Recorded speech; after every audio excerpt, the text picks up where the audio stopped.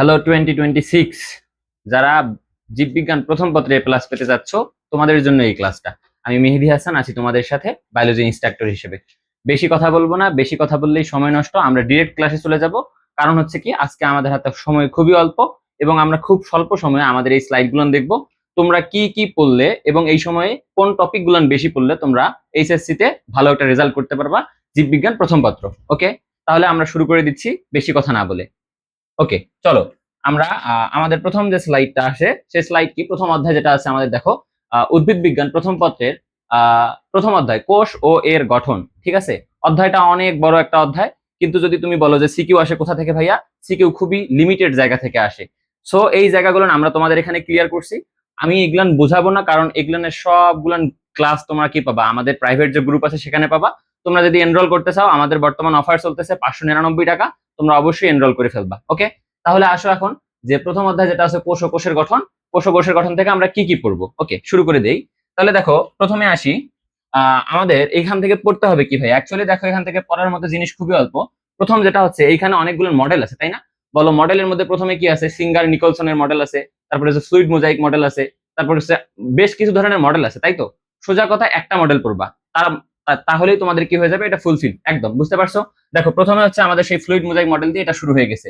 তার মানে fluid mosaic মডেলটা যদি তুমি পড়ো, তাহলে মোটামুটি বলতে পারো, যদি এই কোষ ও এর গঠন থেকে কোশ্চিনটা করে, সেটা যদি হয় মডেল থেকে, তাহলে এর বিকল্প কিছু নাই। তার বিকল্প কিছু নেই ভাইয়া। এই ফ্লুইড মোজাইক মডেলের বিকল্প বিকল্প কিছু নাই। অবশ্যই এটা কি ভাইয়া, চিত্র সহ। অবশ্যই এটা চিত্র সহ, চিত্র সহ দেখাইতে হবে, না হলে কিন্তু হবে না। বুঝতে পারছো? তারপরে আসো যে দুইটা জিনিস পড়বা এই অধ্যায় থেকে। এই অধ্যায় থেকে দুইটা জিনিস খুবই ইম্পর্টেন্ট। কি কি বলো? একটা হচ্ছে প্লাস্টিড, একটা হচ্ছে মাইটোকন্ড্রিয়া। একটা হচ্ছে প্লাস্টিড, একটা হচ্ছে মাইটোকন্ড্রিয়া। কেন ইম্পর্টেন্ট? তোমরা যখন বোর্ড কোশ্চেন গুলো সলভ করতে যাবা, তখন দেখবা যে যে প্রতি বছরই এই কোশ্চেন গুলো রিপিট হচ্ছে, তাই না? মাইটোকন্ড্রিয়া থেকে কি আসতে পারে তোমরা জানো? ক্ষমার্কে যদি কোশ্চেনটা আসে, তাহলে আসতে পারে যে মাইটোকন্ড্রিয়াকে কেন শক্তিঘর বা পাওয়ার হাউস বলা হয়, তাই না? সো এই টাইপ কোশ্চেন গুলান। এবং আসো যে এই যে দেখো ক্লোরোপ্লাস্ট, আমি এখানে লিখছি ক্লোরোপ্লাস্ট ও মাইটোকন্ড্রিয়া, তাই না? দুইটা জিনিস লিখছি। এই যে ক্লোরোপ্লাস্ট যেটা আছে, এইটা কেন ভাইয়া? কারণ আমরা প্লাস্টিড বলতে যে বুঝি, প্লাস্টিড হচ্ছে তিনটা। তোমরা জানো সবাই, প্লাস্টিড হচ্ছে তিনটা। কি কি আছে ভাইয়া? ক্লোরোপ্লাস্ট, ক্রোমোপ্লাস্ট, আর একটা হচ্ছে লিউকোপ্লাস্ট। আমাদের যে প্লাস্টিডটা বইয়ে দেখি সব সময়, সেটাই হচ্ছে ক্লোরোপ্লাস্ট। যার জন্য আমাদের ক্লোরোপ্লাস্টটা পড়তে হবে। এবং এইটা আরো বেশি ইম্পর্টেন্ট, কারণ এই ক্লোরোপ্লাস্টটা কি তৈরি করে? খাদ্য তৈরি করে। কি তৈরি করে ভাইয়া? খাদ্য তৈরি করে। তোমরা সবাই জানো খাদ্য তৈরি করে। আর পরবর্তীতে যে ক্রোমোপ্লাস্ট আছে, সেটা হচ্ছে পরাগায়নে সহায়তা করে, এবং লিউকোপ্লাস্ট যেটা আছে, সেটা হচ্ছে খাদ্য সঞ্চয় করে। বুঝতে পারছো? তাহলে বলো যে ক্লোরোপ্লাস্ট এবং মাইটোকন্ড্রিয়া থেকে কি করতে হবে? অবশ্যই অবশ্যই দুইটার চিত্র এবং গঠনটা খুব ভালো করে জানতে হবে। কি কি ভাইয়া? দেখো চিত্র গঠন, চিত্র গঠন। এবং দেখো এখানে বলে দিছে যে শক্তি রূপান্তর, শক্তি রূপান্তর বা সালোক সংশ্লেষণে এদের ভূমিকা। শক্তি রূপান্তর কার? এই যে মাইটোকন্ড্রিয়া, সরি মাইটোকন্ড্রিয়ার ক্ষেত্রে, ক্লোরোপ্লাস্ট প্লাস্টিডের ক্ষেত্রে যেটা আছে, সেটা হচ্ছে শক্তি রূপান্তর। আর সালোক সংশ্লেষণ যেটা আছে, মানে সোজা কথা হচ্ছে দুইটাই।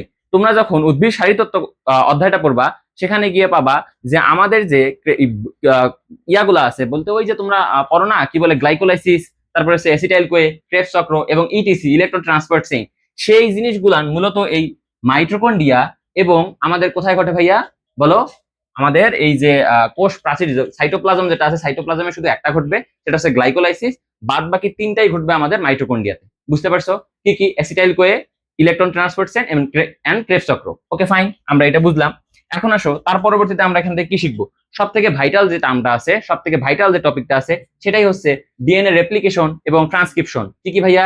ডিএনএ রেপ্লিকেশন এবং ট্রান্সক্রিপশন। ডিএনএ রেপ্লিকেশন মানে কি? একটা ডিএনএ থেকে তুমি দুইটা ডিএনএ কিভাবে তৈরি করবা সেইটা। যদি কেউ না বোঝো, তাহলে অবশ্যই তোমরা কি করবা, আমাদের যে ক্লাস আছে সেই ক্লাসগুলো দেখে নিবা, তাহলে দেখবে যে একদম ক্লিয়ার, ক্রিস্টাল ক্লিয়ার হয়ে যাবে। ওকে, তারপরে আসো ট্রান্সক্রিপশন। এখন আসো একটু বলে দেই যে এই জিনিসটা কি। দেখো ডিএনএ রেপ্লিকেশন, প্রথমে একটা জিনিস বললাম যে রেপ্লিকেশন, রেপ্লিকেশন, তারপর হচ্ছে ট্রান্সক্রিপশন, ট্রান্সক্রিপশন এন্ড পরে হচ্ছে ট্রান্সলেশন। তাহলে DNA replication, transcription and translation. Replication কি ভাইয়া? রেপ্লিকেশন হচ্ছে একটা ডিএনএ থেকে, একটা ডিএনএ থেকে, ডিএনএ থেকে আরেকটা ডিএনএ তৈরি। একটা ডিএনএ থেকে কি করো বলো? আরেকটা ডিএনএ তৈরি। ট্রান্সলেশন, ট্রান্সক্রিপশন কি ভাইয়া? ট্রান্সক্রিপশন হচ্ছে এই ডিএনএ থেকে আরএনএ। আরএনএ এর কোনটা ভাইয়া? এমআরএনএ। MRNA clear? তাহলে ট্রান্সক্রিপশন বলো কি? ট্রান্সক্রিপশন হচ্ছে এই ডিএনএ থেকে, ডিএনএ থেকে এমআরএনএ তৈরি, এম আর এনএ তৈরি। ট্রান্সক্রিপশন হচ্ছে ডিএনএ থেকে এমআরএনএ তৈরি। আর ট্রান্সলেশন কি ভাইয়া? ট্রান্সলেশন হচ্ছে মনে রাখতে হবে, ট্রান্সলেশন হচ্ছে এই এমআরএনএ থেকে প্রোটিন তৈরি, প্রোটিন এমআরএনএ থেকে কি ভাইয়া? প্রোটিন তৈরি। তাহলে আমরা এই তিনটা জিনিস মনে রাখবো, যে ডিএনএ থেকে ডিএনএ তৈরি হলে তাকে বলি রেপ্লিকেশন, ডিএনএ থেকে এমআরএনএ তৈরি হলে তাকে বলি ট্রান্সক্রিপশন, এন্ড এমআরএনএ থেকে প্রোটিন তৈরি হলে তাকে আমরা বলি ট্রান্সলেশন। বুঝতে পারছো? এই তিনটা জিনিস খুবই খুবই খুবই ইম্পর্টেন্ট। এই অধ্যায় পড়তে যাবা এবং রেপ্লিকেশন এবং ট্রান্সক্রিপশন তোমরা স্কিপ করে যাবা, তাহলে ধরে রাখো তোমরা 4 মার্ক মিস। বুঝতে পারছো? এবং শেষে আসো যে ডিএনএ এবং আরএনএ, এই ডিএনএ এর গঠন এবং আরএনএ এর গঠন এবং পার্থক্য, এই দুটাই লাগবে, এই দুইটাই লাগবে।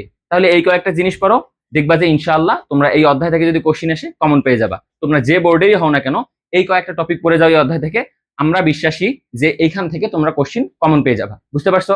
তাহলে আসো আমাদের পরবর্তী যে অধ্যায় আছে সেই অধ্যায়ে চলে যাই। পরবর্তী অধ্যায় আসো। পরবর্তী অধ্যায় আমাদের কি আছে ভাইয়া? কোষ বিভাজন। ছোট্ট একটা অধ্যায়, কিন্তু এখান থেকে কোশ্চিন আসবেই। আমরা বলি না ছোট মরিচের ঝাল বেশি, সেই অধ্যায় হচ্ছে এইটা। হ্যাঁ, এই অধ্যায় থেকে যদি কোশ্চিন আসে তোমাদের না পারার কিছু নেই, কারণ এই অধ্যায় হচ্ছে যে তোমরা সেই ক্লাস 7-8 থেকে পড়ে পড়ে আসতেছো। যদিও এখানে একটু অ্যাডভান্স লেভেলে পড়ানো হচ্ছে, কিন্তু তোমরা সেটা পারো, তাই না? বলো পারো কিনা? ওকে, তাহলে দেখো এখান থেকে কি কি পড়বো অ্যাকচুয়ালি আমরা। এখান থেকে প্রথমে আসো, যে এখান থেকে প্রথমেই দেখো, ওকে আমরা ক্লিন করে নেই। হ্যাঁ, দেখো কোষ বিভাজনের প্রথমে যেটা আছে সেটা হচ্ছে, দেখো এই কোষ বিভাজন করতে গেলে তোমরা জানো 3টা প্রক্রিয়া আছে। কোষ বিভাজনের মধ্যে একটা আছে অ্যামাইটোসিস, যেটা ঘটে আদি কোষে। আদি কোষের কোষ বিভাজন প্রক্রিয়া যেটা, সেটাই হচ্ছে অ্যামাইটোসিস। তারপর বলো মাইটোসিস, যেটা হচ্ছে দেহকোষ, মানে প্রকৃত কোষী যারা আছে তাদের ক্ষেত্রে দুইটা হয়, একটা হচ্ছে মাইটোসিস, একটা হচ্ছে মিওসিস। তাহলে আমরা বলো অ্যামাইটোসিস, মাইটোসিস এন্ড মিওসিস, এই 3টা কোষ বিভাজন সম্পর্কে জানবো, খুব ভালো করে বিস্তারিত জানবো। এখান থেকে খ মার্কে যদি কোশ্চিন আসে তাহলে কি আসতে পারে, আমি তোমাদের পেইড লেকচার যেগুলো আছে সেগুলো আমি শিখাই দিছি, যে এইখান থেকে যদি কমন আসে, এইখান থেকে যদি খ মার্কের জন্য কোশ্চিনটা আসে, তাহলে আসবে অ্যামাইটোসিসকে কেন প্রত্যক্ষ কোষ বিভাজন বলা হয়, মাইটোসিসকে কেন সমীকরণী কোষ বিভাজন বলা হয়, অথবা মিওসিসকে কেন রিডাকশনাল অথবা হ্রাসমূলক কোষ বিভাজন বলা হয়। বুঝতে পারছো? তাহলে এই 3টা হচ্ছে আমাদের খ মার্কের জন্য, ফাইন, আমরা বুঝছি। এবং এখান থেকে আরেকটা জিনিস আছে, বলো ইন্টারফেজ। ইন্টারফেজের যে অবস্থাটা আছে সেটাও একটু জানতে হবে। ওকে, তাহলে আসো যে এখান থেকে আর কি শিখবো ভাইয়া। এখান থেকে এখন আসো বেসিক জিনিসগুলো, সেটা হচ্ছে দেখো মাইটোসিসের ধাপ সমূহ। তোমরা জানো মাইটোসিসের ক্ষেত্রে আমরা পাবো 5টা ধাপ। কি কি 5টা ধাপ? Prophase, prometaphase, metaphase, anaphase, telophase, তাই না? এই 5টা ধাপের মধ্যে মনে রাখবা যে প্রোফেজ যেটা আছে সব থেকে দীর্ঘস্থায়ী, প্রোমেটাফেজ যেটা আছে সব থেকে স্বল্পস্থায়ী। বুঝছো? দেখো এই যে প্রোমেটাফেজ, মেটাফেজ, অ্যানাফেজ, যাই বলুক না কেন তোমরা এখান থেকে দুইটা খুব ভালো করে মাথায় রাখো, দুইটা পড়তে হবে। কি কি ভাইয়া? একটা হচ্ছে মেটাফেজ, একটা হচ্ছে মেটাফেজ, একটা হচ্ছে অ্যানাফেজ। আমার কাছে মনে হয়েছে এই দুইটা এবার বেশি ইম্পর্টেন্ট, আমি এই জন্য এটা দিছি। কিন্তু বাদ বাকি 3টা কি পড়বা না? না, এই ভুল করা যাবে না। তোমরা ওইটাও পড়বা, কিন্তু এটা যেহেতু একটা সাজেশন ক্লাস তোমাদের জন্য, সেহেতু আমরা এটাকে অনেক চিন্তা ভাবনা করে দেখছি যে মোটামুটি এই দুইটা এবারের জন্য ইম্পর্টেন্ট। বুঝতে পারছো? কারণ কি, এই যে মেটাফেজ এবং অ্যানাফেজ, এই দুটাতে হিউজ পরিমাণ তথ্য আছে এবং হিউজ পরিমাণ মনে রাখার মতো জিনিস আছে এখানে, তাই না? আমি তোমাদের কিন্তু পেইড ক্লাস যেগুলো আছে সেই ক্লাসে আমি একদম এগুলান জিনিস ক্রিস্টাল ক্লিয়ার করে দিছি। ওকে, তারপরে আসো যে ক্রসিং ওভার। ক্রসিং ওভার বুঝতে গেলে আমাদের একটু সম্পর্কে জানতে হবে, সেটা হচ্ছে মিওসিস। কি বলো ভাইয়া? মিওসিস। দেখো মিওসিসের ক্ষেত্রে কি হয় তোমরা জানো, মিওসিসের ক্ষেত্রে যেটা হয় সেখানে আমরা আবার এই মাইটোসিসের মতো কিছু পর্যায় পাবো, তাই না? তার মধ্যে দেখো মিওসিসের ক্ষেত্রে আমরা পাবো হচ্ছে মিওসিস 1 এবং মিওসিস 2। যে মিওসিস 1 আছে, এই মিওসিসের ক্ষেত্রে তোমরা পাবা যে প্রোফেজ 1, তারপরে কি পাবা? মেটাফেজ 1, তারপর পাবা অ্যানাফেজ 1, তারপর পাবা টেলোফেজ 1। হ্যাঁ কি না বলো? এই যে প্রোফেজ 1 যেটা আছে, প্রোফেজ 1-এ আবার তোমরা পাবা 5টা ধাপ। কয়টা পাবা বলো? 5টা। একটা হচ্ছে প্যাকাইটিন, একটা হচ্ছে কি বলো, একটা হচ্ছে প্রথম থেকে যদি বলি leptotene, zygotene, pachytene, diplotene, diakinesis. কি কি বললাম? Leptotene, zygotene, pachytene, diplotene, diakinesis. এই 5টা ধাপের মধ্যে সব থেকে যেটা বেশি ইম্পর্টেন্ট সেটা হচ্ছে ভাইয়া প্যাকাইটিন। কেন ইম্পর্টেন্ট? কারণ এই প্যাকাইটিনের সাথে আছে আমাদের ক্রসিং ওভার। যদি আমি কোশ্চিনে লিঙ্ক আপ করতে চাই তাহলে আমি অবশ্যই কি করবো ভাইয়া? প্যাকাইটিনের সাথে ক্রসিং ওভারটা দিয়ে দেবো। বুঝতে পারছো? এখন আসো তাহলে আমাদের কি করতে হবে। এই দেখো মিওসিস 1-এর প্যাকাইটিন উপপর্যায়, প্যাকাইটিন উপপর্যায়, প্যাকাইটিন উপপর্যায়, এবং এই যে ক্রসিং ওভারের কৌশল ও গুরুত্ব, ক্রসিং ওভারের কৌশল ও গুরুত্ব, এটা যদি বলো যে ভাইয়া এটা কেমন ইম্পর্টেন্ট, আমি বলবো এটা হচ্ছে ইনফিনিটি স্টার, এটা হচ্ছে ইনফিনিটি স্টার। বুঝতে পারছো? কোষ বিভাজনের জন্য এই প্যাকাইটিন পর্যায় এবং ক্রসিং ওভারের গুরুত্ব ও কৌশল খুবই ইম্পর্টেন্ট। সো এটা এখান থেকে মিস করা যাবে না। যেহেতু সহজ অধ্যায়, তুমি যদি এই অধ্যায় মিস করো অন্য কেউ অধ্যায় অ্যাটেন্ড করবে এবং ভালো একটা মার্ক ক্যারি করবে। সো আমাদের এই অধ্যায়গুলো থেকে এগুলো হচ্ছে একটা প্যাক, বোঝো না, কম্বো প্যাক, বোঝো না, সেই অধ্যায় হচ্ছে এগুলান একদম টপ নচ, ছোট অধ্যায় কিন্তু এখান থেকে কোশ্চিন আসেই। সো এটা আমাদের মনে রাখতে হবে। এবং শেষে আসো যে মাইটোসিস এবং মিওসিসের ক্ষেত্রে তুলনামূলক পার্থক্য যেটা আছে সেটা করতে হবে। এখন আসো যে এইটা বাদ দিয়ে আর কি করবা, আমি আর একটা এক্সট্রা জিনিস দিয়ে দিচ্ছি, সেটা মনে রাখতে হবে। কি ভাইয়া বলো? এইটা বাদ দিয়ে তোমরা মাইটোসিস এবং মিওসিস, কি বললাম? মাইটোসিস, মাইটোসিস, মাইটোসিস ও মিওসিস, মিওসিস, মিওসিস, এদের ক্ষেত্রে যে গুরুত্বটা আছে, এদের যে গুরুত্ব আছে, এই গুরুত্বটা পড়তে হবে, গুরুত্বটা পড়তে হবে। যেমন তোমাদেরকে যদি বলি মাইটোসিসের গুরুত্ব কি ভাইয়া, এই যে আমরা যে এই যে আস্তে একটা ছোট্ট একটা ভ্রূণ ছিলাম, সেখান থেকে আস্তে আস্তে আমরা শিশু, সেখান থেকে আস্তে আস্তে আমরা একটা পূর্ণাঙ্গ মানুষ। মানে এই যে দেহকোষের যে বিভাজনটা হচ্ছে, আমরা যে আস্তে আস্তে বড় হচ্ছি, একটা ছোট্ট গাছ যে আস্তে আস্তে বড় হচ্ছে এবং মোটা হচ্ছে, এ সম্পূর্ণটা ডিপেন্ড করে আমাদের মাইটোসিসের উপরে। সো এটার গুরুত্ব আমাদের বুঝতে হবে। এবং পাশাপাশি যেটা আছে সেটা হচ্ছে মিওসিস। মিওসিসের ক্ষেত্রে কি ভাইয়া, দেখো এই যে আমরা এক প্রজন্ম থেকে এক প্রজন্মে আসতেছি, আমাদের যে চারিত্রিক বৈশিষ্ট্যগুলো আছে, গুণাবলীগুলো আছে, এবং আমরা হাতির মতো বড় হয়ে যাচ্ছি না কেন, সবকিছু নির্ভর করে আমাদের এই মিওসিসের উপরে। সো আমাদের এই দুইটা জিনিস খুব ভালো করে জানতে হবে। ক্লিয়ার? তাহলে আমরা এই অধ্যায় থেকে এই দুইটা জিনিস জানবো, ইনশাআল্লাহ এখান থেকে শেষ হয়ে যাবে। ওকে, তাহলে আসো আমরা পরবর্তী যে অধ্যায় আছে সেখানে আসি। পরবর্তী অধ্যায় কি ভাইয়া? দেখো পরবর্তী অধ্যায় হচ্ছে কোষ রসায়ন। আরো একটা ইম্পর্টেন্ট অধ্যায়। দেখো এই অধ্যায়ের ক্ষেত্রেও কিন্তু যারা এই অধ্যায় পড়ো তারা দেখবা যে ওই যে আমাদের কেমিস্ট্রি যেটা আছে না, কেমিস্ট্রির সাথে অনেক কিছু রিলেটেড এখানে, বুঝতে পারছো? কেমিস্ট্রির জৈব যৌগটার সাথে অনেক কিছু রিলেটেড। সো এই জিনিসটা পড়তে গেলে কিন্তু তোমাকে একটু মোটামুটি কেমিস্ট্রি ধারণা রাখতে হবে। তো এখান থেকে যদি কেউ অ্যান্সার করতে চাও, তাহলে তোমাদেরকে সোজা বলে দেই, তোমরা রিং স্ট্রাকচার যেগুলো আছে, রিং স্ট্রাকচার গুলো খুব ভালো করে শিখবা। এখন আসো প্রথমে, এখানে তিনটা জিনিস আছে, এই অধ্যায়টার মধ্যে তিনটা জিনিস আছে। একটা হচ্ছে কার্বোহাইড্রেট, একটা হচ্ছে প্রোটিন, একটা হচ্ছে লিপিড। কি কি আছে? কার্বোহাইড্রেট, প্রোটিন এবং লিপিড। পরীক্ষায় কোনটা বেশি আসে ভাইয়া? কার্বোহাইড্রেট। পরীক্ষা কোনটা বেশি আসে? কার্বোহাইড্রেট। দেখো কার্বোহাইড্রেটের ক্ষেত্রে আসো, এই যে কার্বোহাইড্রেট, কার্বোহাইড্রেটের ক্ষেত্রে দেখো, কার্বোহাইড্রেটের ক্ষেত্রে দেখো এই যে গ্লুকোজের আলফা এবং বিটা রিং এর গঠন পাইছো, গ্লুকোজের আলফা এবং বিটা রিং এর গঠন। এবং দেখো ডাইস্যাকারাইড ও পলিস্যাকারাইড, ডাইস্যাকারাইড এবং পলিস্যাকারাইড কে ভাইয়া? একটা হচ্ছে স্টার্চ, একটা হচ্ছে স্টার্চ, একটা হচ্ছে সেলুলোজ, একটা হচ্ছে স্টার্চ, একটা হচ্ছে সেলুলোজ। এই দুইটার গঠন সম্পর্কে অবশ্যই অবশ্যই জানতে হবে, ঠিক আছে? তারপরে আসো অ্যামাইনো অ্যাসিড বা প্রোটিন যেটা আছে, কারণ তোমরা সবাই জানো এই প্রোটিনকে ভাঙলেই আমরা কি পাবো ভাইয়া? অ্যামাইনো অ্যাসিড পাবো। প্রোটিনকে ভাঙলেই আমরা কি পাবো? অ্যামাইনো অ্যাসিড পাবো। সেই অ্যামাইনো অ্যাসিডের ক্ষেত্রে মনে রাখতে হবে পেপটাইড বন্ড যেটা আছে সেটার গঠন এবং প্রোটিনের শ্রেণীবিভাগ, এই দুটো জিনিস জানতে হবে। কি কি জানতে হবে? একটা হচ্ছে পেপটাইড বন্ড গঠন ও আমাদের প্রোটিনের শ্রেণীবিভাগ, এই দুটা জিনিস জানতে হবে। এবং যদি তোমাদেরকে বলে যে এখান থেকে আর কি পড়বা, আমি লিপিডটা বললাম না, আরেকটা জিনিস আছে দেখো, এনজাইমের লক অ্যান্ড কি মডেল মানে কি? তালা চাবি। সোজা কথা এটা কি ভাইয়া? লক অ্যান্ড কি মানে কি? তালা চাবি, তালা চাবি, তালা চাবি, তাই না? তাহলে লক অ্যান্ড কি মডেল এবং এনজাইমের কার্যকারিতা, এই তিনটা জিনিস পড়ো। ইনশাআল্লাহ ইনশাআল্লাহ তোমরা এখান থেকে কি পাবা ভাইয়া? কমন পেয়ে যাবা। এখান থেকে কমন পেয়ে যাবা। এই তিনটা জিনিস পড়ো, তোমরা এখান থেকে কমন পেয়ে যাবা। ওকে, তাহলে আমাদের এই অধ্যায় মোটামুটি হইলো। তারপরে আসি আমরা সব থেকে আর একটা ইম্পর্টেন্ট অধ্যায় নিয়ে, মানে কি প্রথম এবং দ্বিতীয় অধ্যায়ের মতো আরো একটা ইম্পর্টেন্ট অধ্যায় এখানে আছে। সেটা কি একটু দেখতে হবে। সেটা কি ভাইয়া? সেটা দেখো যে প্রথমে এই চতুর্থ অধ্যায়টা কি? অনুজীব। অনুজীব, অনুজীব সম্পর্কে একটু জানতে হবে। কি জানতে হবে ভাইয়া? দেখো অনুজীবের মধ্যে তিনটা অংশ আছে। কয়টা অংশ? তিনটা ভাগ আছে। একটা হচ্ছে আমাদের ভাইরাস, একটা হচ্ছে ব্যাকটেরিয়া এবং একটা হচ্ছে ম্যালেরিয়া। এখান থেকে আমি তোমাদের পূর্ণাঙ্গ ক্লাসটা খুব সুন্দর করে বুঝিয়ে দিয়েছি। তোমরা যারা পেইড গ্রুপে আছো তারা তো পেয়ে যাবা অবশ্যই, এবং যারা নাই তারা অবশ্যই কি করবা ভাইয়া? কোর্সটা এনরোল করবা। তাহলে কিন্তু তোমরা এই শর্ট সময়ে কি পড়তে হবে আর কি পড়তে হবে না, আমরা কিন্তু সেগুলো খুব ভালো করে আমাদের পেইড গ্রুপগুলোতে বোঝাই দিচ্ছি, বুঝতে পারছো? তাহলে আসো, আমাদের যে অনুজীব আছে, এই অনুজীবের মধ্যে আমরা কি পড়বো? অনুজীবের মধ্যে আমাদের প্রথমেই যেটা আছে সেটা হচ্ছে ভাইরাস। ভাইরাসের ক্ষেত্রে কি পড়বো ভাইয়া? ভাইরাসের বৈশিষ্ট্যটা লাগবে, ভাইরাসের উপকারিতা এবং অপকারিতা যেটা আছে সেটা লাগবে। তাহলে দুইটা আমি বললাম মুখে। এবং আরেকটা জিনিস যেটা খুবই খুবই ইম্পর্টেন্ট, সেটা হচ্ছে টিটুফাজ। কি ভাইয়া? টিটুফাজ। দেখো এদের ক্ষেত্রে টিটুফাজ, এই যে টিটুফাজ, কি বললাম ভাইয়া? টিটুফাজ। এবং আরেকটা জিনিস সেটা হচ্ছে ভাইরাসের জনন। কি ভাইয়া বলো? ভাইরাসের জনন। জননের ক্ষেত্রে কি আছে? ভাইরাসের জনন তো অ্যাকচুয়ালি না, সেটাকে আমরা সংখ্যা বৃদ্ধি বলতে পারি। তো এই ভাইরাসের সংখ্যা বৃদ্ধির দুইটা প্রক্রিয়া আছে, একটা হচ্ছে লাইটিক চক্র, একটা হচ্ছে লাইসোজেনিক চক্র। কি কি বলো? একটা লাইটিক চক্র, একটা হচ্ছে লাইসোজেনিক চক্র। এই যে টিটুফাজ এবং লাইটিক ও লাইসোজেনিক চক্র সম্পর্কে তোমাদের খুব ভালো এবং বিস্তর ধারণা রাখতে হবে, বুঝতে পারছো? তাহলে দেখো এই যে ভাইরাস এবং ব্যাকটেরিয়ার এদের সাধারণ গঠন ও গাঠনিক পার্থক্য, এই যে সাধারণ গঠন যেটা আছে এটা অবশ্যই কি ভাইয়া? চিত্রসহ, অবশ্যই চিত্রসহ। ভাইরাস এবং ব্যাকটেরিয়ার ক্ষেত্রে চিত্রসহ গঠনটা জানতে হবে এবং এই দুটার মধ্যে যে পার্থক্য আছে সেটাও জানতে হবে। এখন আসো, এই যে টি2 ফাজ ব্যাকটেরিয়া যেটা আছে, মানে টি2 ব্যাকটেরিওফাজ যেটা আছে, সেটা কি? তোমরা সবাই জানো ফাজ ব্যাকটেরিয়া মানে কি? যে ফাজ ফাজ ভাইরাস মানে কি? যে ভাইরাসটা ব্যাকটেরিয়াকে মারতে পারে, মানে কি ব্যাকটেরিয়াকে ধ্বংস করতে পারে, তাকে আমরা বলি টি2 ফাজ, তাই না? তো এদের ক্ষেত্রে লাইটিক এন্ড লাইসোজেনিক চক্র, লাইটিক এবং লাইসোজেনিক চক্র সো মাচ ইম্পর্টেন্ট, গতে দেখবা প্রতি বছরই চলে আসে লাইটিক অথবা লাইসোজেনিক। যদি বলে এই দুইটার মধ্যে আবার কোনটা বেশি ইম্পর্টেন্ট, তাহলে আমি বলবো লাইটিক চক্র, আমি বলবো কি ভাইয়া লাইটিক চক্র, আমি বলবো লাইটিক চক্র। ক্লিয়ার? এখন আসো তার পরবর্তীতে যেটা আছে আমাদের সব থেকে এই অধ্যায়ের বলতে পারো প্রাণ, যে অধ্যায় একটু কঠিন কিন্তু বুঝলে অনেক সহজ, সেটা কি ভাইয়া? সেটা হচ্ছে দেখো ম্যালেরিয়া পরজীবী। ম্যালেরিয়া পরজীবীর ক্ষেত্রে আমাদের কি জানতে হবে? ম্যালেরিয়া পরজীবীর ক্ষেত্রে আমাদের জানতে হবে হেপাটিক সাইজোগনি, ইরিথ্রোসাইটিক সাইজোগনি। কি কি জানতে হবে ভাইয়া? Hepatic schizogony, erythrocytic schizogony and gametogony. তিনটা পড়বা 4 মার্ক কমন, তিনটা পড়বা 4 মার্ক কমন। ক্লিয়ার? দেখো এই যে মানবদেহে ম্যালেরিয়া পরজীবীর হেপাটিক সাইজোগনি, হেপাটিক সাইজোগনির মধ্যে দুইটা জিনিস পাবা। কি কি পাবা?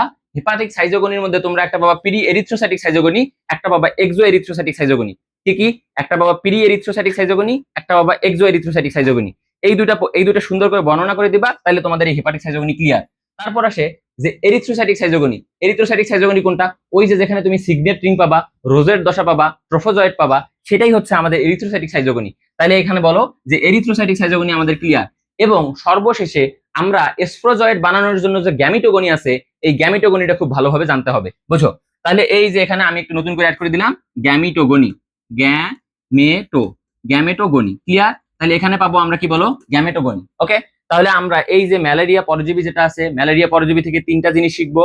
একটা হচ্ছে কি বলো, একটা হচ্ছে আমাদের ম্যালেরিয়া পরজীবীর ক্ষেত্রে হেপাটিক সাইজোগনি, একটা হচ্ছে এরিথ্রোসাইটিক সাইজোগনি, একটা হচ্ছে আমাদের গ্যামিটোগনি। এই তিনটা জিনিস সম্পর্কে যদি তোমরা ধারণা রাখো এবং উপরে আমি যা যা বললাম তার সম্পর্কে যদি তোমরা ধারণা রাখো, ইনশাআল্লাহ ইনশাআল্লাহ এই অনুজীব থেকে তোমরা কি পাবা বলো? অনুজীব থেকে তোমরা ইনশাআল্লাহ 10 মার্ক কাঁধে নিয়ে তোমাদের বাসায় ফিরতে পারবা। বুঝতে পারছো? 2026 যারা আছো তোমরা কিন্তু ভালো করে ক্লাসটা দেখবা, এবং 2027 যারা আছো যারা আর কি এই যে ফার্স্ট ইয়ার মাত্র, তোমাদের মোটামুটি একটা অংশ শেষ, তোমরা যদি তোমাদের ভাইয়া আপুদের মতো অবস্থায় না আসতে চাও, তাহলে কিন্তু আমাদের যে কোর্স 2027 এর জন্য আছে সেখানে অবশ্যই এনরোল করবা। বুঝতে পারছো? তাহলে এখন আসো আমাদের পরবর্তী যে অধ্যায়টা আছে সে অধ্যায়ে আসি। পরবর্তী অধ্যায় কি ভাইয়া? এগুলো হচ্ছে লেজ ইম্পর্টেন্ট অধ্যায়, বলতে এই অধ্যায়গুলো থেকে কোশ্চিন কম আসে। তারপরে আমরা যদি যারা আছি যে না ভাই আমরা সব পড়ে যাইতে চাচ্ছি, তাদের জন্য এইটা সাজেশন, তাদের জন্য এটা সাজেশন। এখন আসো যে প্রথমে পঞ্চম অধ্যায় কি ভাইয়া? শৈবাল এবং ছত্রাক। কি বলো? শৈবাল এবং ছত্রাক। শৈবাল, ওকে আমি আগে ক্লিন দিয়ে নেই। তাহলে কি বলো? শৈবাল এবং ছত্রাক। কথা হচ্ছে ভাইয়া এই যে শৈবাল এবং ছত্রাক, ব্রায়োফাইটা ও টেরিডোফাইটা, নগ্নবীজি এবং আবৃতবীজি, এই তিনটা জিনিস একসাথে পড়লে খুব ভালো হয়। কি কি বললাম? যে শৈবাল ছত্রাক, তারপরে হচ্ছে ব্রায়োফাইটা মানে মশ, মশ, আরেকটা হচ্ছে ফার্ন, তারপরে হচ্ছে বলো নগ্নবীজি, নগ্নবীজি, নগ্নবীজি, নগ্নবীজি ও আবৃতবীজি, আবৃত, আবৃতবীজি। তাহলে বলো নগ্নবীজি ও আবৃতবীজি, এই যে তিনটা অধ্যায় আছে ভাইয়া, কি কি বলো? শৈবাল ছত্রাক, মশ ফান্ড, নগ্নবীজি ও আবৃতবীজি উদ্ভিদ, এই তিনটা অধ্যায় হচ্ছে এমন রিলেটেড, তোমাদের একটু ধরাই দেই। দেখো শৈবাল ছত্রাক হচ্ছে খুবই আদি, মানে এরা হচ্ছে কি খুবই অনুন্নত, অনুন্নত, এবং তার থেকে একটু উন্নত হচ্ছে মশ ফান্ড মানে কি ব্রায়োফাইটা আর টেরিডোফাইটা, এবং তার থেকে আর একটু উন্নত হচ্ছে কি ভাইয়া নগ্নবীজি ও আবৃতবীজি।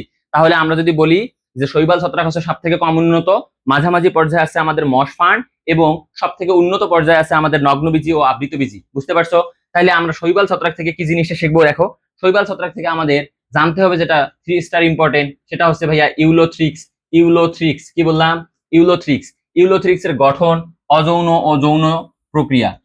ইউলোথ্রিক্স এর গঠন, গঠন, অযৌন ও যৌন জনন, অযৌন ও যৌন জনন, এই ইউলোথ্রিক্স সম্পর্কে জানতেই হবে ভাইয়া, জানতেই হবে। এবং আসো যে পরবর্তীতে এগারিকাস যেটা আছে মানে কি ছত্রাক যেটা আছে, এগারিকাস যেটা আছে, এগারিকাসের ক্ষেত্রে ভাইয়া মাশরুম যেটা আছে, তোমরা দেখছো না মাশরুমের একটা গঠন আছে চিত্র সহ, সেই মাশরুমের ফ্রুট বডি চিহ্নিত চিত্র মাস্ট বি পড়ে যাবা যদি তোমাদের এই অধ্যায় থেকে অ্যান্সার করার ইচ্ছা থাকে। তবে কোশ্চিন আসে কিনা সেটা নিয়ে সন্দেহ। ক্লিয়ার? তাহলে বলো মাশরুমের ফ্রুট বডি যেটা আছে এটা চিহ্নিত চিত্র জানতে হবে, এবং পাশাপাশি এখান থেকে জানতে হবে অর্থনৈতিক গুরুত্ব, অর্থনৈতিক গুরুত্ব। কারণ তোমরা জানো যে এই মাশরুম কিন্তু বাজারজাত করা যায়, এখান থেকে আমরা অর্থনৈতিকভাবে কিভাবে সুবিধা প্রাপ্ত হইতে পারি সেটা কিন্তু আমরা এখানে ব্যাখ্যা করব। ওকে, তার পরবর্তীতে আসো যে তুমি শৈবাল এবং ছত্রাকের মধ্যে পার্থক্য যদি করতে চাও, দেখো লাইকেনের গাঠনিক সহাবস্থান, লাইকেন যেটা আছে এই লাইকেনের গাঠনিক সহাবস্থান, সহাবস্থান, এই তিনটা জিনিস যদি পড়ো ইনশাআল্লাহ ইনশাআল্লাহ শৈবাল এবং ছত্রাক থেকে তোমাকে আর কেউ আটকাইতে পারবে না। শৈবাল এবং ছত্রাক থেকে কোনো বোর্ডেই তোমাকে আটকাইতে পারবে না। ওকে, তাহলে আমরা বুঝলাম। চলো আমরা পরবর্তী স্লাইড যেটা আছে পরবর্তী স্লাইডে আসি। পরবর্তী অধ্যায় কি ভাইয়া? পরবর্তী অধ্যায় হচ্ছে ব্রায়োফাইটা এন্ড টেরিডোফাইটা। কি বলো? ব্রায়োফাইটা এন্ড টেরিডোফাইটা মানে কি মশ, মানে হচ্ছে মশ, মশ ও ফার্ন, মশ ও কি বলো ফার্ন। তাহলে মস ও ফার্নের মধ্যে দেখো দুইটা জিনিস পড়বা ভাইয়া, বেশি কিছু লাগবে না। একটা হচ্ছে থ্যালাস, এই যে থ্যালাস, থ্যালাসের বাহ্যিক গঠন এবং অভ্যন্তরীণ গঠন খুব লাগবে, থ্যালাসের বাহ্যিক গঠন এবং অভ্যন্তরীণ গঠন। আর একটা জিনিস আছে ভাইয়া, সেটা না জানলে হবে না, প্রোথ্যালাস, প্রোথ্যালাসের চিহ্নিত চিত্র, প্রোথ্যালাসের চিহ্নিত চিত্র, বুঝতে পারছো? প্রোথ্যালাসের চিহ্নিত চিত্র, এই যে এই দুইটা জিনিস পড়ো, ইনশাল্লাহ এখান থেকে হয়ে যাবে। লাগবে না, কারণ এটা লেজ ইম্পর্টেন্ট অধ্যায়। তার থেকে বড় কথা হচ্ছে ভাইয়া, পরের অধ্যায় যেটা আছে নগ্নবীজ ও আবৃতবীজি, আমি তোমাদের সবার শেষে সেটার সাজেশন দিচ্ছি। ক্লিয়ার? তাহলে আসো আমরা এখন যে পরবর্তী অধ্যায় আছে, পরবর্তী অধ্যায় আসবো। ওকে, পরবর্তী পরবর্তী অধ্যায় আসতেছি আমরা। পরবর্তী অধ্যায় তাহলে কোনটা পরে? আমরা 7টা বাদ দেবো, দিয়ে অষ্টম অধ্যায় একসাথে যাবো। ক্লিয়ার? তাহলে অষ্টম অধ্যায় আমরা আসতেছি। দেখো অষ্টম অধ্যায় কি ভাইয়া? টিস্যু ও টিস্যুতন্ত্র। টিস্যু ও টিস্যুতন্ত্র নিয়ে আমাদের কথাবার্তা এখন বলতে হবে। দেখো যদি বলো যে ভাইয়া আমি শুধুমাত্র কয়েকটা অধ্যায় পড়তে চাই, কয়েকটা অধ্যায় পড়তে চাই, এই কয়েকটা অধ্যায় থেকে যেন আমার ফুল কমন আসে, তাহলে আপনি কি সাজেশন দিবেন? তাহলে আমি তোমাদেরকে বলবো তোমরা বেশি কিছু পড়ার দরকার নেই। তাহলে আমি তোমাদেরকে বলবো, দেখো আমি তোমাদেরকে বলবো তোমরা 1 নম্বরে কোষ ও কোষের গঠন পড়ো। 1 নম্বরে কোষ ও এর গঠন পড়ো, এর গঠন। ক্লিয়ার? তারপরে আসো তোমরা কোষ বিভাজন পড়ো, কোষ বিভাজন পড়ো, কোষ বিভাজন, কোষ বিভাজন। ক্লিয়ার? তারপর আসো তোমরা 3 নম্বরে পড়ো অনুজীব, 3 নম্বরে পড়ো অনুজীব, অনুজীব। ক্লিয়ার? তোমরা 3 নম্বরে পড়ো অনুজীব। তোমরা 4 নম্বরে পড়ো নগ্নবীজি ও আবৃতবীজি, নগ্নবীজি ও আবৃতবীজি, নগ্নবীজি ও আবৃতবীজি। ক্লিয়ার? তারপরে আসো তোমরা আর কি পড়বা? আর দেখো তোমরা 5 নম্বরে পড়ো, 5 নম্বরে পড়ো টিস্যু ও টিস্যুতন্ত্র, টিস্যু ও টিস্যুতন্ত্র, টিস্যুতন্ত্র। ক্লিয়ার?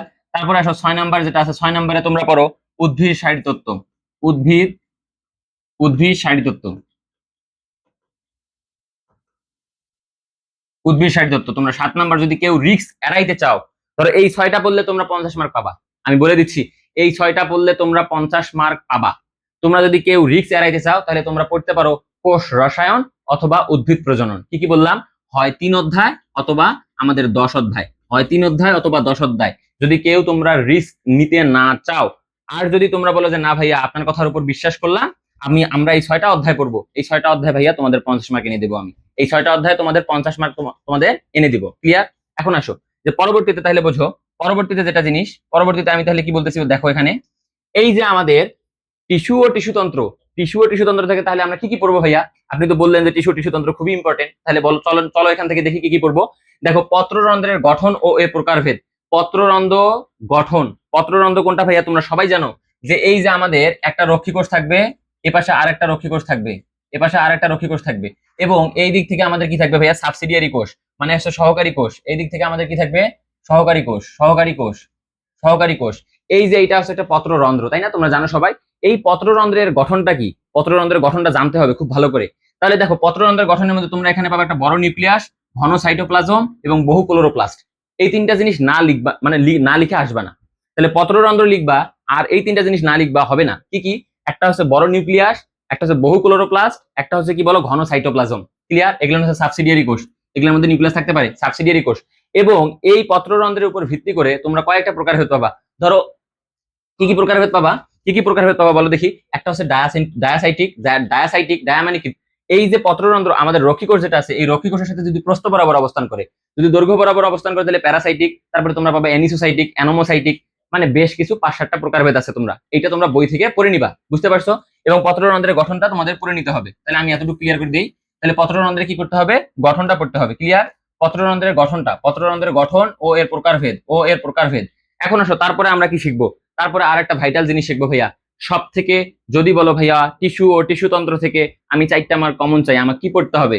আমি বলবো ভাস্কুলার বান্ডল, আমি বলবো ভাস্কুলার বান্ডল। দেখো ভাস্কুলার বান্ডলের প্রকারভেদ যেটা আছে চিহ্নিত চিত্র সহ অবশ্যই অবশ্যই অবশ্যই করে যাইতে হবে। ক্লিয়ার? যেমন ভাস্কুলার বান্ডলের প্রকারভেদের মধ্যে কি আছে? ওরিও, ওরিও, সমদ্বিপার্শ্বীয় এবং সমপার্শ্বীয়, ওরিও, সমদ্বিপার্শ্বীয় এবং সমপার্শ্বীয়। এই ভাস্কুলার বান্ডলের প্রকারভেদ মাস্ট বি পড়তে হবে। ক্লিয়ার? এখন আসো তারপরে যদি বলো যে ভাইয়া আমি আরো 4 মার্ক কমন চাই, আরো 4 মার্ক, তাহলে তোমাকে চলো কমন দেই। সেটা কি ভাইয়া? সেটা হচ্ছে দেখো একবীজপত্রী উদ্ভিদের মূল এবং কাণ্ডের অন্তর্গঠন, একবীজপত্রী উদ্ভিদের মূল এবং কাণ্ডের অন্তর্গঠন। দেখো এখানে কিন্তু দ্বিবীজপত্রী উদ্ভিদের খেলাও আছে, তো আমরা একবীজপত্রীটা বেশি বলি, তোমরা দ্বিবীজপত্রীটাও পড়ে যাবা। তাহলে তোমরা সোজা কথা, তাহলে এখানে একবীজপত্রী লিখছি না, তোমরা এখানে লিখে নাও দ্বিবীজপত্রী, দ্বিবীজপত্রী। তাহলে একবীজপত্রী এবং দ্বিবীজপত্রী উদ্ভিদের কিসের মূলের মূলের মূল এবং কাণ্ডের অন্তর্গঠন, মূল এবং কাণ্ডের অন্তর্গঠন। তোমরা যারা এগুলো বুঝতে পারো না, তোমাদের কাছে কঠিন লাগে, তোমরা অবশ্যই আমাদের অ্যাক্সেসটা নিয়ে নিও, আমাদের পেইড গ্রুপে আসবা, আমি তোমাদের একদম পুঙ্খানুপুঙ্খানুভাবে পরীক্ষায় যা লিখতে হবে তাই শেখাই দেবো। বুঝতে পারছো? পরীক্ষায় যা লিখতে হবে তাই শেখাই দেবো।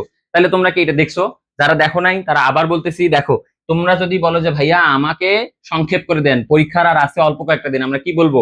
তাহলে এই যে 4টা আর 2টা 6টা, এই 6টা অধ্যায় তোমাদের জন্য কি ভাইয়া ডু অর ডাই ম্যাথ চলবে, মানে ডু অর ডাই পড়াশোনা তোমাদের, ঠিক আছে? এই 6টা অধ্যায় মাস্ট বি পড়তে হবে, না হলে কিন্তু তুমি ফুলফিল অ্যান্সার করতে পারবে না। ওকে, তাহলে আসো আমরা তাহলে পরবর্তী অধ্যায় চলে যাব। পরবর্তী অধ্যায় কি ভাইয়া? তাহলে পরবর্তী অধ্যায় আসো, দেখো উদ্ভিদ শারীরতত্ত্ব, the most important and the underdog. বুঝতে পারছো?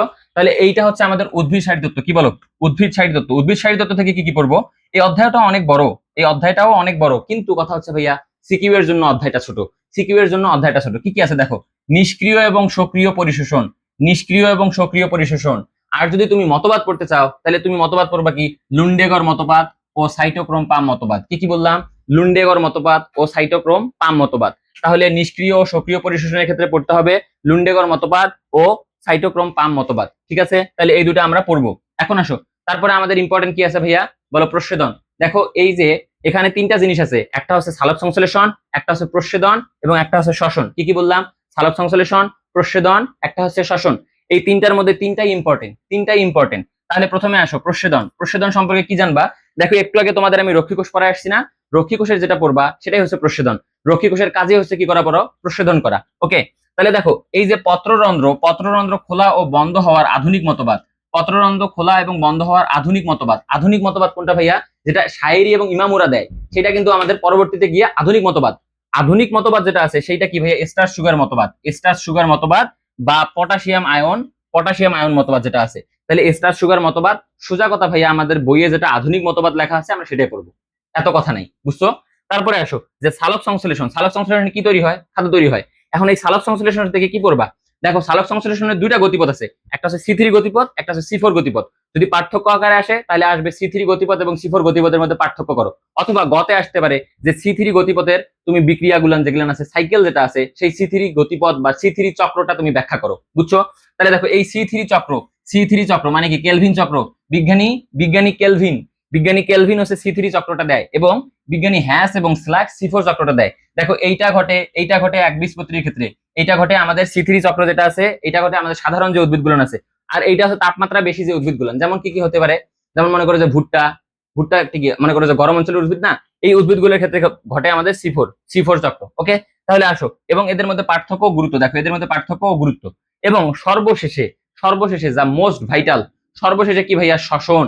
এইটা থেকে কোশ্চিন আসবেই, শ্বসন কি আসবে? কোশ্চিন আসবে। শ্বসনে কি দেখো? সবাত শ্বসনে গ্লাইকোলাইসিস খুব ইম্পর্টেন্ট, গ্লাইকোলাইসিস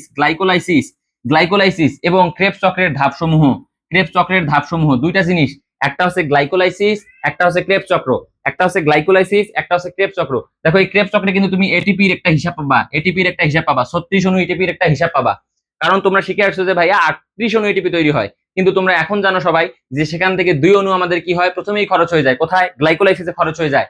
তাহলে আমাদের মোট থাকে 36 অণু এটিপি। সেই 36 অণু এটিপির একটা ছক দেয়া আছে, তোমরা যারা না বুঝো কমেন্ট করো, আমি তোমাদের বুঝাই দেবো। বুঝছো? তাহলে বলো যে গ্লাইকোলাইসিস এবং ক্রেবস চক্র এবং এটিপি উৎপাদনের হিসাব যেটা আছে সেইটা। তাহলে এই 3টা বা এই 4-5টা টপিক তোমরা পড়ো, ইনশাআল্লাহ এখান থেকে তোমরা 10 মার্ক কমন করে বাসায় আসবা। ইনশাআল্লাহ 10 মার্ক কমন নিয়ে তোমরা বাসায় আসবা। বুঝতে পারছো? তাহলে বলো যে এখান থেকে আমাদের গেল উদ্ভিদ শারীরতত্ত্ব। এখন কথা হচ্ছে ভাই তারপরে কি পড়বো? তারপরে আসো, তারপরে কি পড়বা? তারপরে পড়বা দেখো উদ্ভিদ প্রজনন। আমি তোমাদের বলছিলাম তোমরা যদি কেউ রিস্ক নিতে না চাও, যারা আমার উপরে একটু কম বিশ্বাস পাচ্ছ যে ভাইয়া না আমি বিশ্বাস পাচ্ছি না আপনার উপরে, তাহলে তোমরা এই যে 10ম অধ্যায় যেটা আছে উদ্ভিদ প্রজনন, অথবা তোমরা 3 নম্বর অধ্যায় যেটা আছে, বলো 3 নম্বর অধ্যায় যেটা আছে, 3 নম্বর অধ্যায় যেটা আছে সেটা হচ্ছে কি বলো? আমাদের কোষ রসায়ন। এই 3টা অধ্যায়, 2টা অধ্যায় তোমরা পড়বা। দেখো এইখানের মধ্যে কি আছে? উদ্ভিদ প্রজননের ক্ষেত্রে দেখবা যে প্রথমেই আসে ভ্রূণথলির গঠন এবং ডিম্বকের লম্বচ্ছেদ। তাহলে ভ্রূণথলির গঠন, আর একটা আছে দ্বিনিষেক। কি আছে ভাইয়া? দ্বিনিষেক এবং ত্রিমিলন যেটা আছে এইটা। আমার কথা যদি তোমরা শোনো তাহলে আমি বলবো তোমরা নৈবেত্তিকের জন্য এই অধ্যায়টা পড়ো, এই অধ্যায় থেকে সিকিউ অ্যান্সার করার দরকার নেই। ঠিক আছে?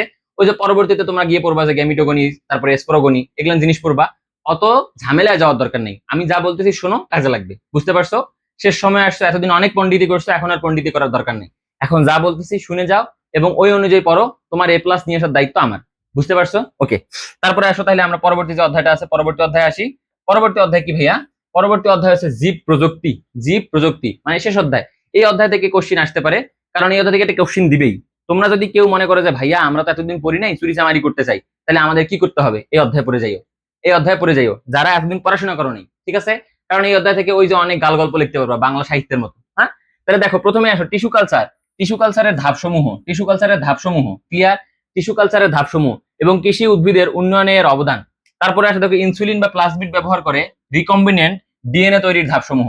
3 স্টার ইম্পর্টেন্ট। এখান থেকে দুইটা প্রশ্ন দিলাম, যাও দুইটা প্রশ্নের মধ্যে তোমরা 3 এবং 4 মানে 7 মার্কের প্রশ্ন দিলাম, যাও এখান থেকে দুইটা প্রশ্ন 7 মার্কের। ক্লিয়ার?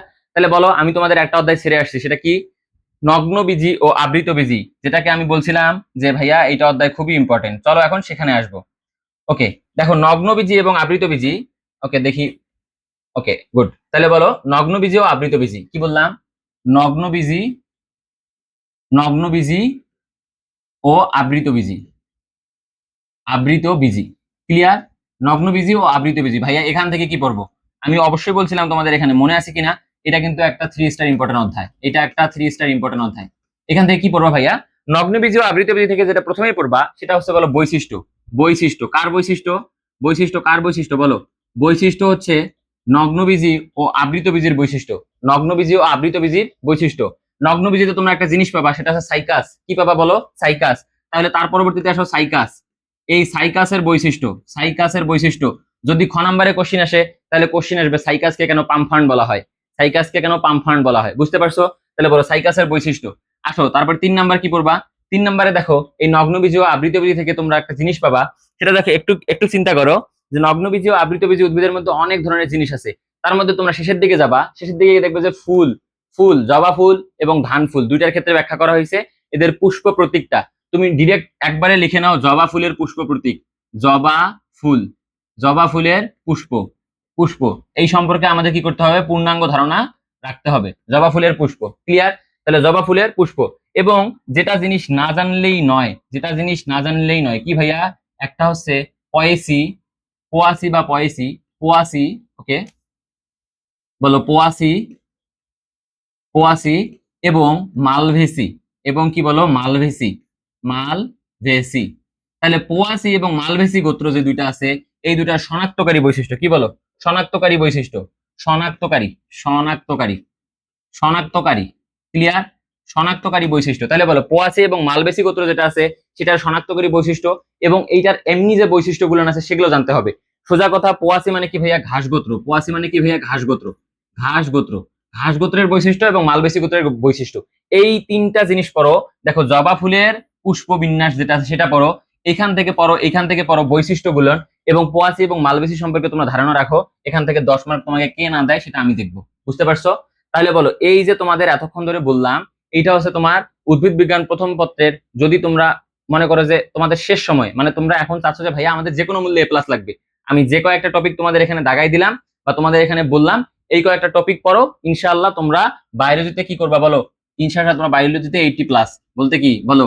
তোমরা এ প্লাস কনফার্ম করতে পারবা। বুঝতে পারছো? এবং যদি তোমরা রিস্ক না নিতে চাও তাহলে তোমাদের কি বলছিলাম, 3 অথবা 10 এই দুটো অধ্যায় পড়তে। ক্লিয়ার? তাহলে দেখো এখন কথা হচ্ছে ভাইয়া যে আমাদের তো শেষ সময় চলে আসছি, এখন কি করব? দেখো ভাইয়া এখন হচ্ছে যে তোমরা টাইমটাকে যত যত কাজে লাগাইতে পারবা তত তোমরা ভালো করবা। বুঝতে পারছো? এখন টাইম তোমাদের কাছে অল্প, তোমরা যদি এখন ওই ফেসবুকের মধ্যে রিলস দেখতে থাকো বা ওই তোমরা মনে করো যে বাইরে আড্ডা মাড্ডা দিতে থাকো, যারা প্রেম টেম করো, যদি প্রেম টেম করো তাহলে ভাইয়া তোমার তারা কিছু হবে না। আমি একদম স্ট্রেট ফরওয়ার্ড বলে দিলাম। এখন তোমার কাছে সময় আছে আর 20-22 দিন, তুমি এখনো যদি ওগুলোতে ডুবে থাকো তাহলে তোমার জন্য ইন্টারমিডিয়েট না। বুঝতে পারছো? আর যারা যে না ভাইয়া আমি অনেক ভুল করছি আর ভুল করতে চাচ্ছি না, তাহলে তোমার জন্য আজকের এই ক্লাসটা ছিল। বুঝতে পারছো? যে এই ক্লাসটায় যা যা বললেন ভাইয়া আমি এইগুলো নিয়ে পড়বো, তারপর পরীক্ষা শেষে আপনার সাথে কথা হবে। আমিও বলে দিলাম তোমার সাথে, মানে ফেস টু ফেস যেটাকে বলে আর কি, আমি তোমার সাথে তোমার বিটটা নিয়ে নিলাম যে পরীক্ষার পর আমার সাথে কথা বলিও। আমি যে সাজেশনটা দিলাম এই সাজেশন থেকে যদি তোমরা এ প্লাস কনফার্ম না করতে পারো তাহলে আমাকে এসে ধরবা যে মেহেদী ভাই আপনার কথা ভুল। বুঝতে পারছো? সো এই কয়টা দিন মনোযোগ দিয়ে পড়ো। আর যারা এই যে জিনিসগুলো এতক্ষণ ধরে বললাম বুঝতে পারতেছো না, আমাদের আমাদের কি চলতেছে, আমাদের যে টার্গেট এ প্লাস যে আমাদের কোর্সটা চলতেছে সেখানে তোমরা এনরোল করে নাও। ইনশাল্লাহ তোমরা খুব ভালোভাবে পড়তে পারবা। সেখানে তোমরা ইংলিশ ক্লাসও করতে পারবা, ফিজিক্স কেমিস্ট্রি ম্যাথ ক্লাসও করতে পারবা। বুঝতে পারছো? সো বেশি দেরি করার দরকার নেই, চলে আসো আমাদের পাঠশালায় এবং আমাদের প্ল্যাটফর্মের সাথে যুক্ত হয়ে তোমাদের কি করো বলো, তোমাদের এ প্লাসটা কনফার্ম করো, এ প্লাসটা কনফার্ম করো। আজকে এ পর্যন্তই, দেখা হবে আবার ওই যে কেডি পাঠকের মতো নেক্সট এপিসোডে। হ্যাঁ, তো ঠিক আছে, ভালো থাকবো সবাই।